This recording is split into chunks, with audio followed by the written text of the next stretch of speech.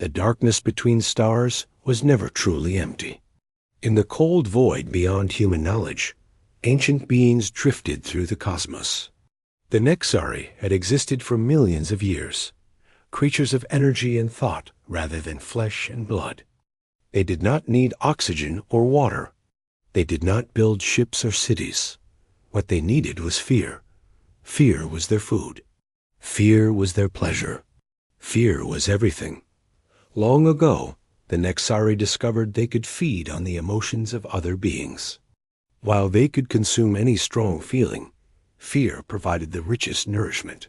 Over thousands of years, they perfected the art of harvesting terror from lesser species across the galaxy.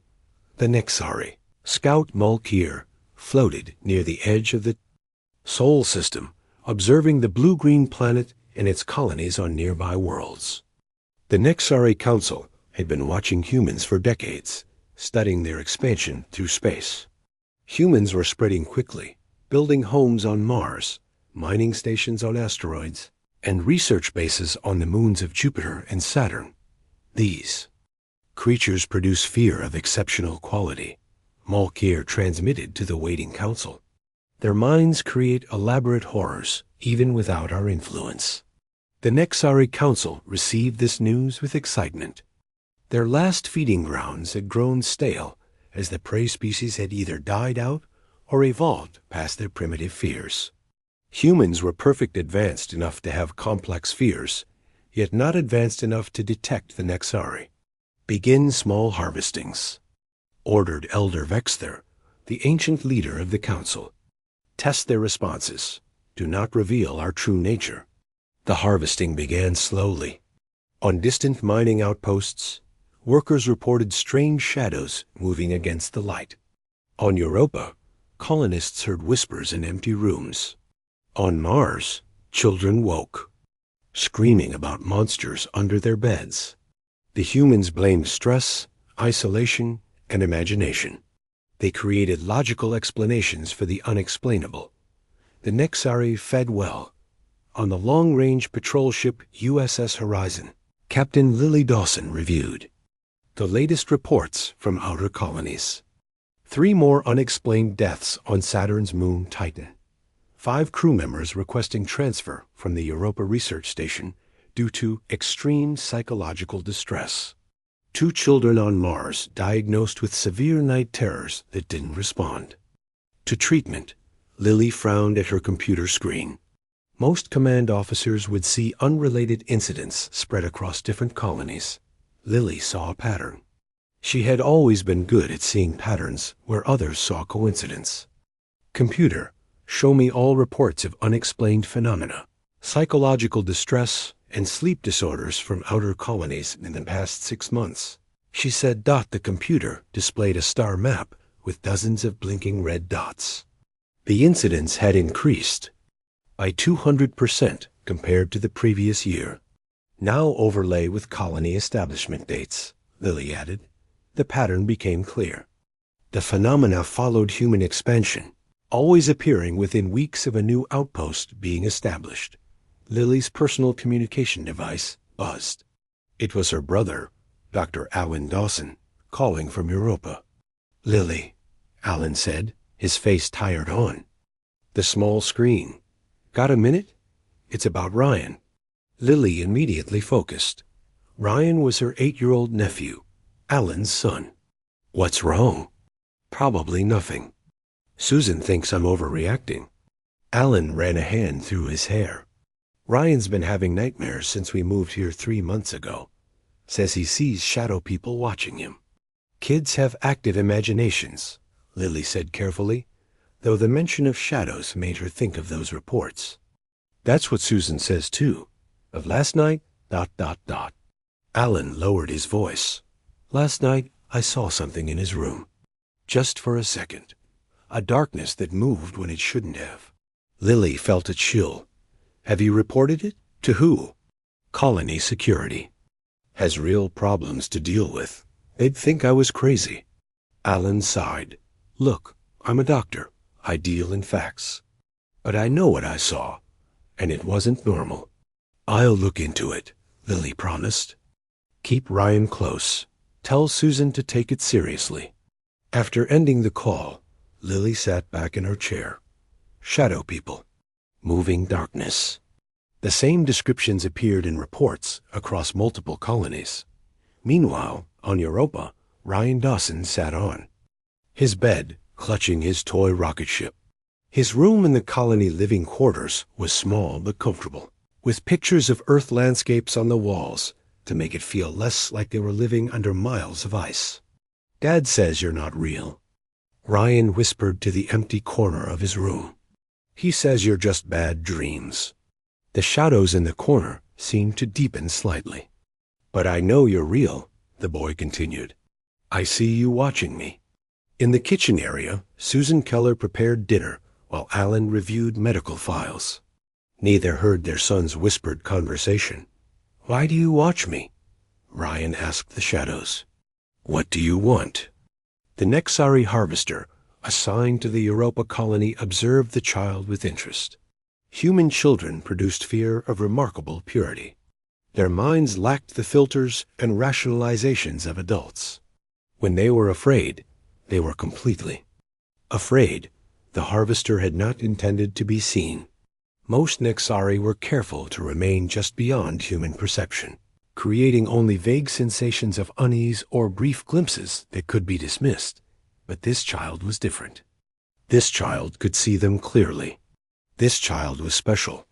On the Nexari Council vessel, Elder Vexter received reports from harvesters across the human colonies.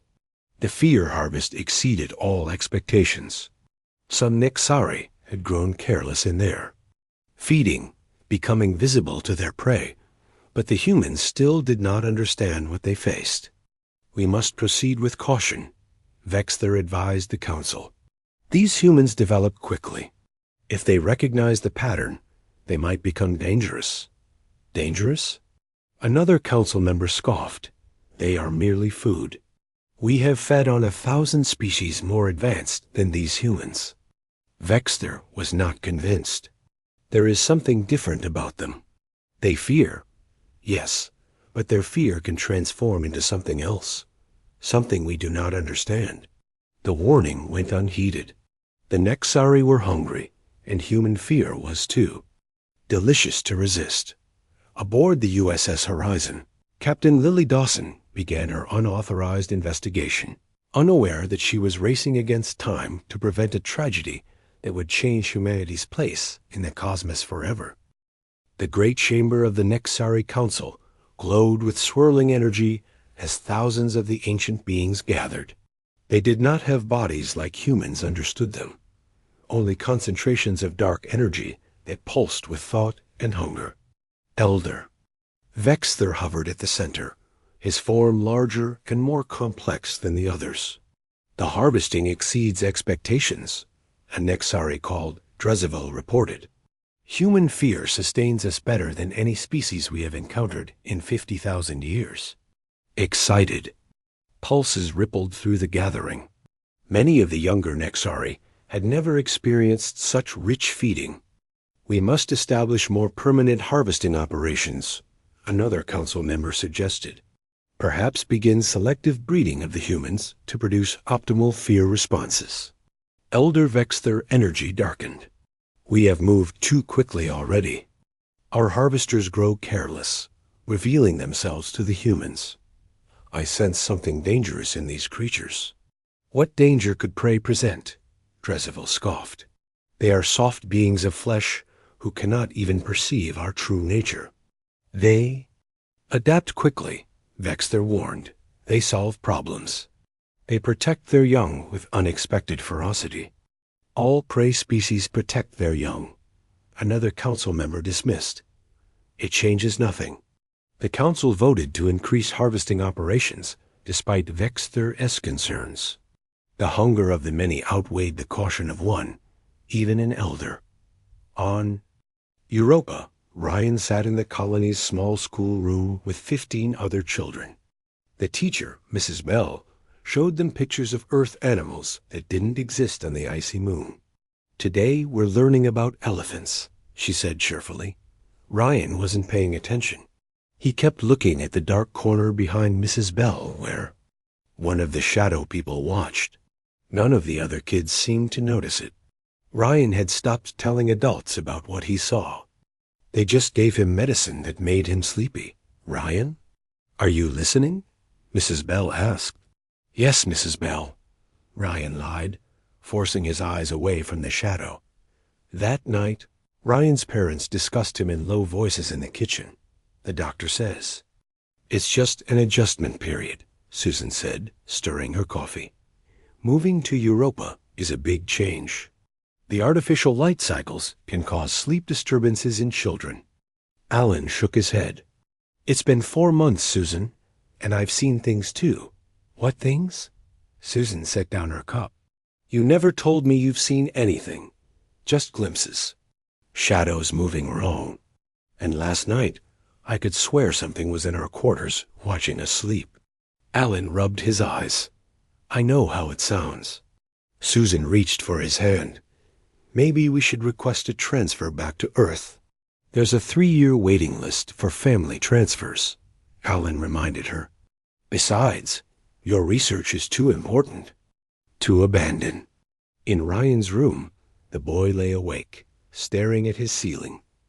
The shadow person was back, bigger than before.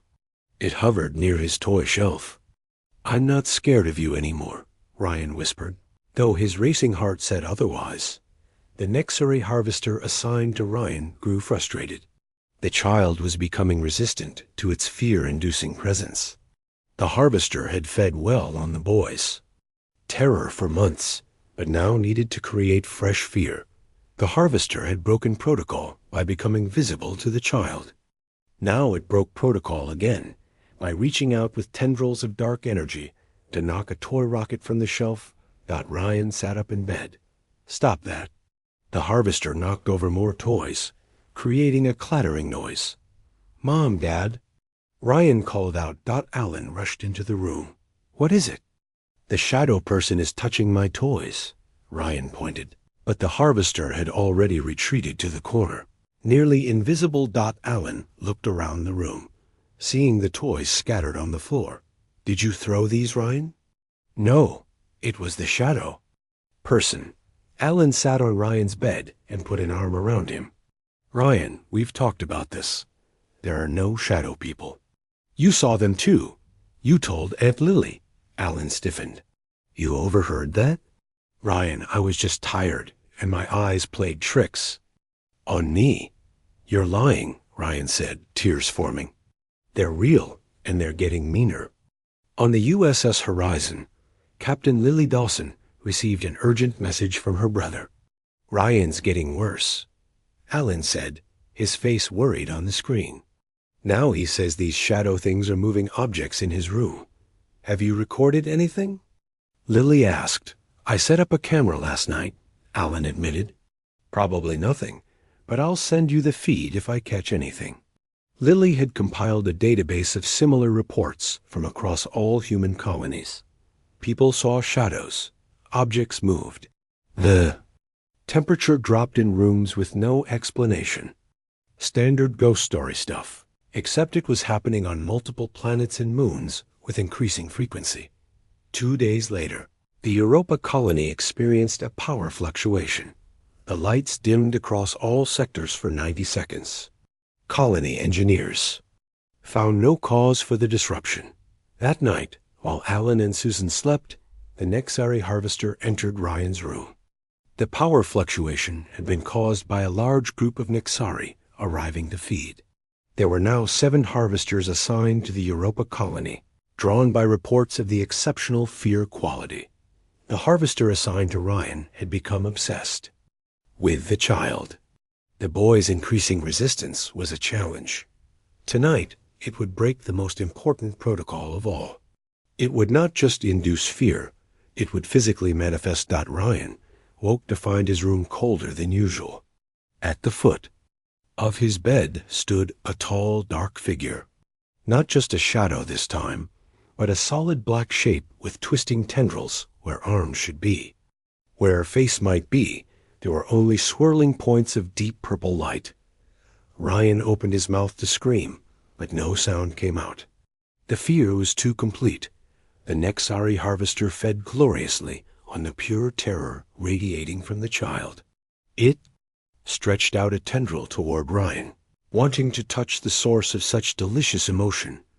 Ryan scrambled backward until he hit the wall behind his bed. His heart hammered in his chest. He needed to run to get to his parents. He lunged sideways. Trying to escape, the Nexari's tendril brushed against him. Dark energy met human flesh. The harvester had no understanding of human physiology. It did not know that its energy field would disrupt the electrical signals in Ryan's nervous system. It did not intend to stop the child's heart. Ryan collapsed to the floor beside his bed. His eyes stared upward, seeing nothing. The Nexari harvester recoiled in confusion. The fear had stopped completely. The rich emotions that had been feeding on vanished in an instant. In their bedroom, Alan and Susan slept on, unaware that everything had changed, unaware that humanity was about to learn what happened when prey became predator. Susan woke to the sound of Alan's scream. She jumped out of bed and ran to Ryan's room. Alan knelt on the floor, cradling their son's body, rocking back and forth. "No, no, no," Alan kept saying. "Ryan, wake up." Susan fell to her knees beside them. Ryan's skin was cold. His eyes stared at nothing. She reached with shaking fingers to check for a pulse she already knew wasn't there. "Call emergency services," she whispered. Alan didn't move, just held their son tighter. "Alan," Susan shouted. "Call emergency now." The Europa Colony medical team arrived within minutes. They tried to restart Ryan's heart, but it was too late. The doctor, a woman named Karen Lopez, examined the body with growing confusion. "I don't understand," Dr. Lopez said. "He was a healthy child. There's no sign of injury or illness." "It was them," Alan said, his voice hollow. "The shadows he kept seeing." Dr. Lopez gave him a sympathetic look. "Dr. Dawson, I know this is difficult, but children sometimes die from undetected heart problems. We'll run tests to determine the exact cause." The official report listed Ryan's death as natural causes sudden unexplained death syndrome. Susan accepted the explanation because it was easier than facing the alternative. Alan did not. Late that night, while Susan finally slept, with the help of sedatives, Alan checked the camera he had installed in Ryan's room. The footage showed Ryan sleeping peacefully, then suddenly sitting up in fear. The camera's image flickered with static. When it cleared, Ryan was on the floor, not moving. Alan watched the footage again at slower speed. There in the static he saw something, a dark shape standing at the foot of the bed. Something that should not exist. With shaking hands, Alan sent the footage to his sister on the USS Horizon. Captain Lily Dawson received the message at 03:00 hours. The subject line read only, "Ryan is dead." She opened the message and watched the video. At first, she saw only what the colony doctor had seen, a tragic, unexplained death. Then she used the ship's advanced imaging system to enhance the footage. Frame by frame, the shadow was clear now, not human, not anything known to science. It reached for Ryan with what looked like tentacles of dark energy. Lily's hands tightened into fists. This was no ghost, no hallucination. This was something real. That had killed her nephew.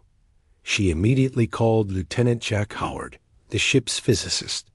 He arrived at her quarters, still pulling on his uniform jacket.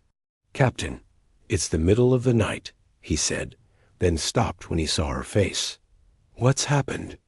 "I need you to analyze this footage," she said, playing the enhanced video. Jack watched in silence. When it ended, he looked up at Lily with wide eyes. "What am I seeing?" "I think it's what's been causing all the phenomena across the colonies. And it just killed my nephew." Jack studied the footage again.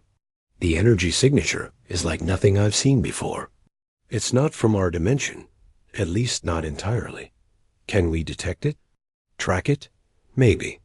If these things give off energy, we should be able to develop sensors to find them. Jack hesitated. Captain, if this is real, this changes everything we know about the universe.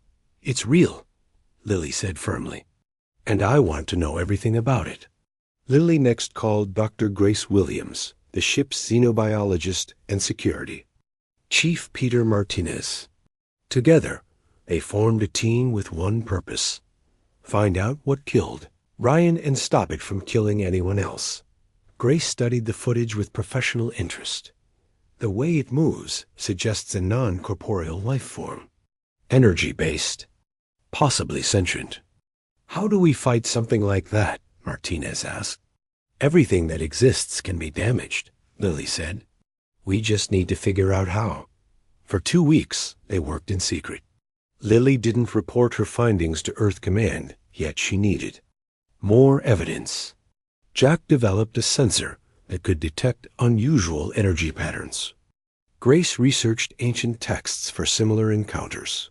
The breakthrough came from an unexpected source. The Horizon was ordered to Mars to investigate unusual readings in the Cydonia region. There, in caves that had been sealed for thousands of years, they found paintings. The paintings showed tall, dark figures with tendrils reaching for small humanoid creatures. The ancient Martians, a species long extinct before humans evolved, had left a warning. They knew about these things, Grace said, studying the cave paintings. They called them fear-eaters, according to these symbols. Jack's sensor equipment suddenly beeped. Captain, I'm picking up one of those energy signatures. It's here, in the caves with us. Martinez drew his weapon, though nobody knew if it would have any effect. Everyone stay calm, Lily ordered. Let's see what it does. The air in one corner of the cave darkened. The darkness took shape similar to what had killed Ryan, but smaller. It's feeding, Grace whispered. It's feeding on our fear right now. Lily felt the cold grip of terror, but pushed it down with something stronger rage. This thing, or one like it, had killed her nephew. Record everything, she told Jack, the shadow being moved closer to them, drawn by their emotions. I don't think it expects us to see it, Grace said. The Martian paintings suggest they can normally stay hidden. Not anymore, Lily said. Martinez fired his weapon. The energy beam passed through the shadow with no effect. The being moved closer, curious now. Captain, Jack said urgently, these readings suggest it exists partly in another dimension. That's why physical weapons don't work. Huh? Shadow reached toward them. Lily stepped forward, facing it directly. You killed my nephew, she said. We know what you are now. And we're coming for all of you. The shadow being recoiled, as if understanding her words, or perhaps just sensing her lack of fear. It retreated, vanishing through the cave wall. Did you get all the readings? Lily asked Jack. Yes, Captain. Enough to create a reliable detection system. Good. Now we take this to Admiral Morrison. Admiral Frank Morrison of Earth Defense Command was a practical man who believed in facts and evidence. When Captain Dawson first brought her theory about interdimensional beings feeding on human fear, he nearly dismissed her as grief-stricken. Then she showed him the evidence, the footage of Ryan's death, the cave paintings, the sensor readings, and most convincingly, similar reports from 17 other colonies. You realize what you're suggesting, Captain? Morrison said, leaning back in his chair. That humanity is being hunted by predators we can't even see? Yes, sir. And they've already killed at least one child that we know of. Morrison sighed heavily. I'll authorize a full investigation. But keep this quiet for now. The last thing we need is panic across the colonies. As they left the Admiral's office, Grace said quietly, He doesn't fully believe us yet. He will, Lily replied. Because they're getting bolder. She was right. That same day, reports came in from 3 more colonies. Shadow sightings. Unexplained. Deaths. This time, the Nexari made no attempt to hide. The hunt had begun in earnest. Admiral Morrison stood before the United Earth Government Emergency Council. His uniform was crisp, but his face showed the strain of 3 days without sleep. On the large screen behind him, images from across the colonies showed the same dark. Shapes. Ladies and gentlemen, we are at war, Morrison said simply. An alien species has been feeding on human fear across our colonies. They have killed 23 people in the past week alone, including 8 children. The council members looked at each other in shock. "What are these things?" asked Counselor Helen Reed. "We call them the Nexari, based on symbols found in Martian." "Cave paintings," Morrison explained. "They are energy-based life forms that exist partially in another dimension. They feed on emotions, particularly fear." "How do we fight something like that?" another counselor asked. "Dr. Susan Keller from Europa Colony has developed a weapon." Morrison nodded to Susan, who stood at the back of the room. Susan stepped forward. Her face was thin and pale, but her eyes burned with determination. Since Ryan's death, she had worked without rest, turning her grief into purpose. "The Nexari exist as energy patterns," Susan explained. "We've created a quantum resonance disruptor. That can damage those patterns." She held up a device the size of a handgun. "This disrupts their energy field. It doesn't kill them, but it hurts them and forces them back to their dimension. We've equipped 50 ships with larger versions of these disruptors," Morrison added. "Captain Dawson of the USS Horizon will lead our first counteroffensive." On the USS Horizon, Lily Dawson addressed her crew. "The Nexari have preyed on us because they thought we were helpless." They thought wrong. The crew cheered. Many had lost friends or family to the shadow beings. "Our mission is to locate the main dimensional gateway the Nexari are using to enter our space," Lily continued. "Lieutenant Howard has modified our sensors to detect their energy signatures." Jack Howard stood at his station, monitoring the new detection equipment. "Captain, I'm picking up multiple signatures near Europa Colony." Lily's jaw tightened. Of course they would find the gateway near where Ryan had died.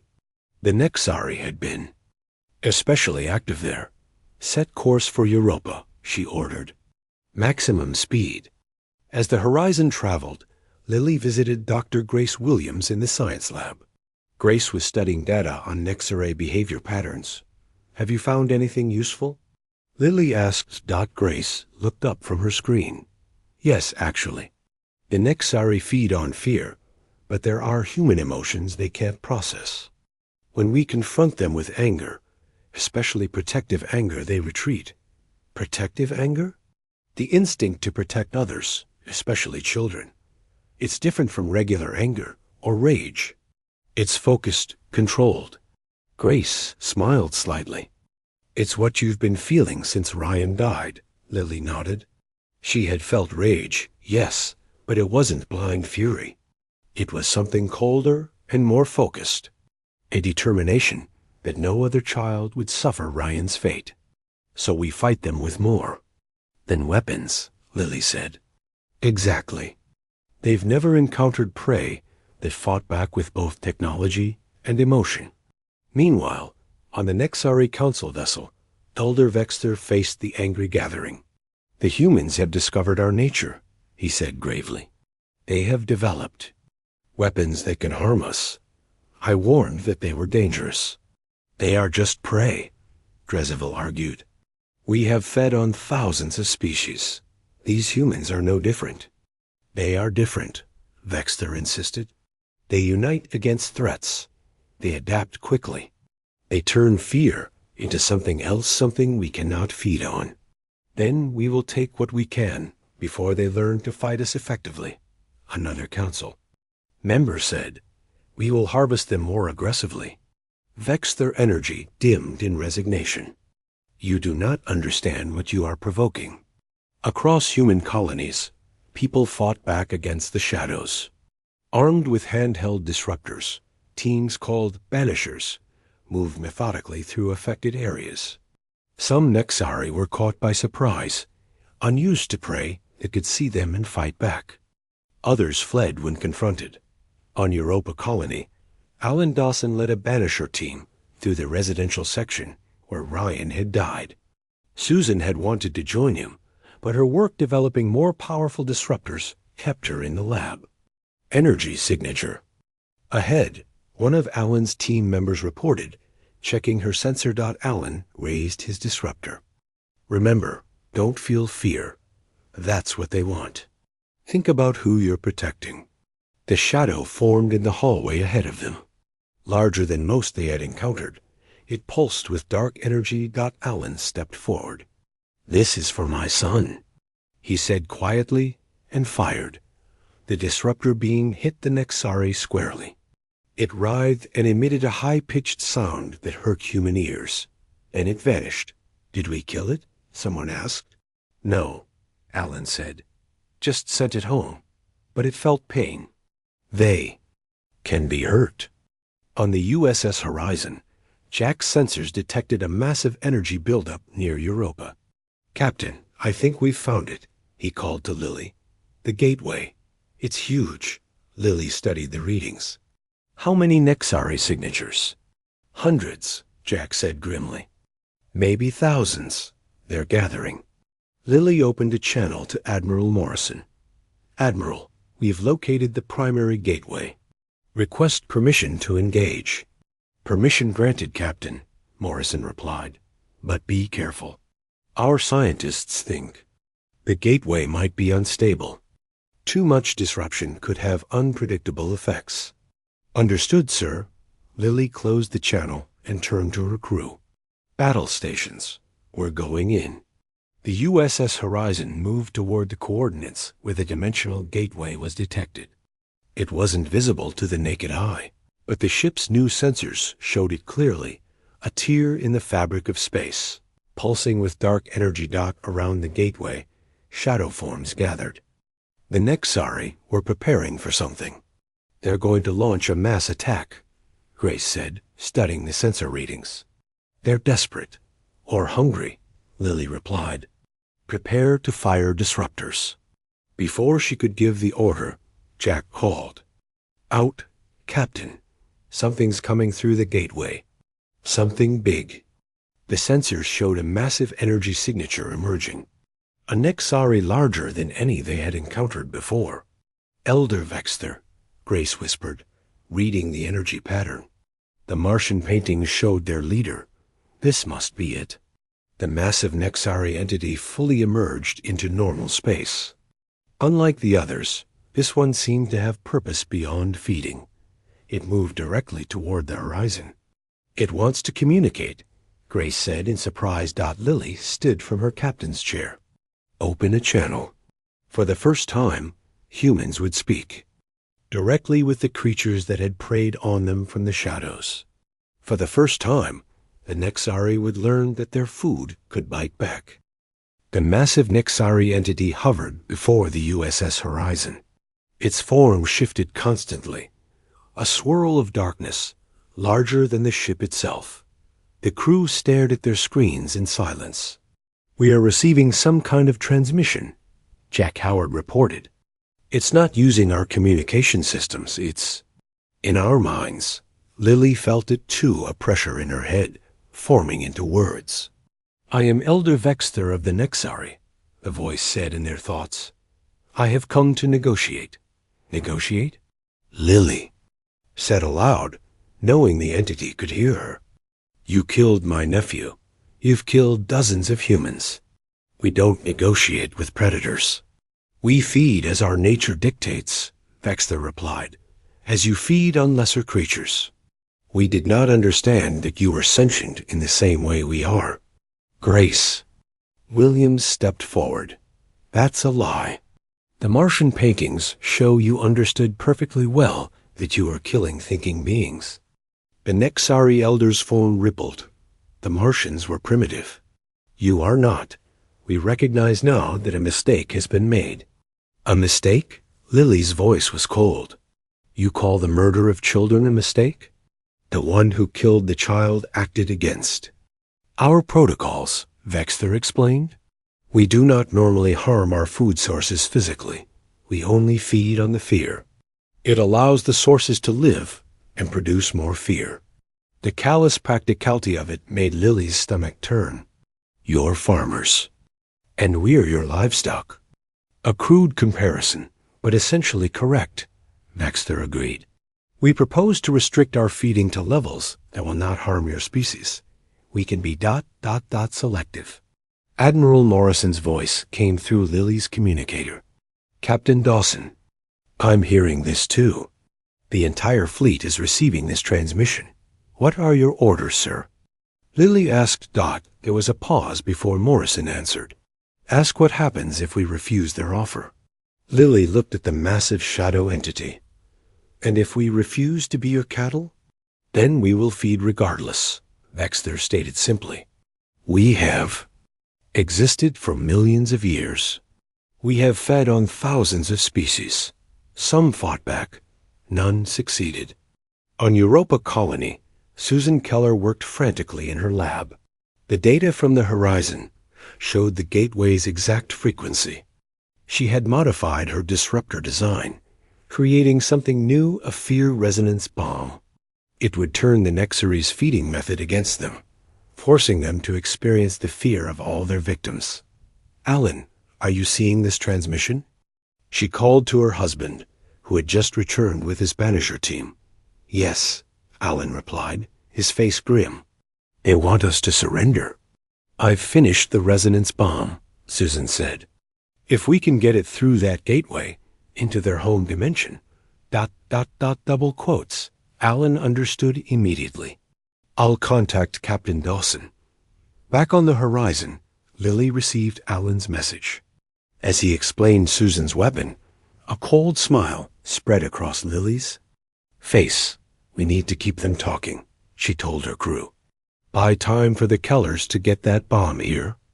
Grace was studying the sensor readings of the gateway.